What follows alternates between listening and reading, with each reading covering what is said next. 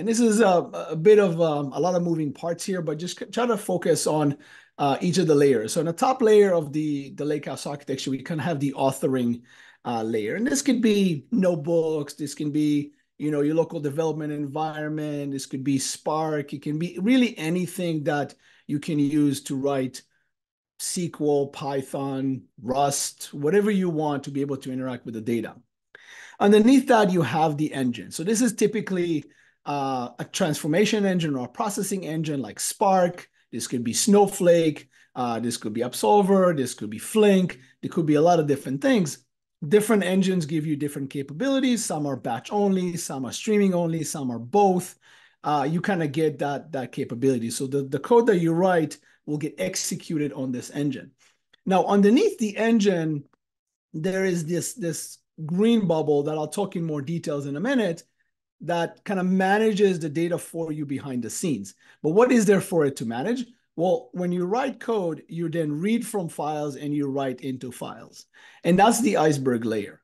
Now, so as you do transformations, you write data into the Iceberg format, and Iceberg manages the schemas and the partitions and all that information. It also manages the physical raw data, right? And that physical raw data then sits in your object store, whether it's AWS, Azure, Google, or even on-prem.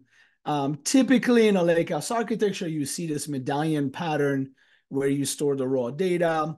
This typically is not in Iceberg. This may be just in CSVs or JSONs or maybe even flat Parquet files, and then are transformed into this silver layer and then stored in Iceberg because this is where you want to do the updates and the deletes, and then transform further into a gold layer, which has actually the business view of the data.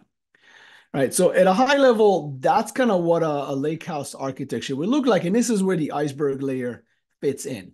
Now, there are systems like Absolver, for example, that does zero ETL ingestion, bring data into the Iceberg layer automatically. So you don't need any external processing engines to do it. But in the case of Apache Spark, you read data with Spark, you write it into an Iceberg table, and then it gets managed throughout this layer.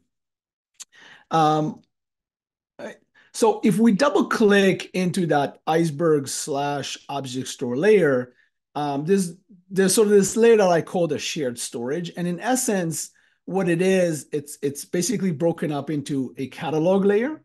There's a Iceberg component, which manages the metadata. There's the physical data component, which is in this case Parquet. And then there's the actual persistence, and persistence will be into your cloud storage. So it's a bit agnostic, doesn't really matter here on the persistence side. But the important part is that the Iceberg kind of ecosystem is driven by the catalog, which Spark talks to say, hey, I want to create table users, or I want to read table customers. The catalog knows where to find that information and says, oh, that information resides in this particular location in my object store. I'm going to point you to it.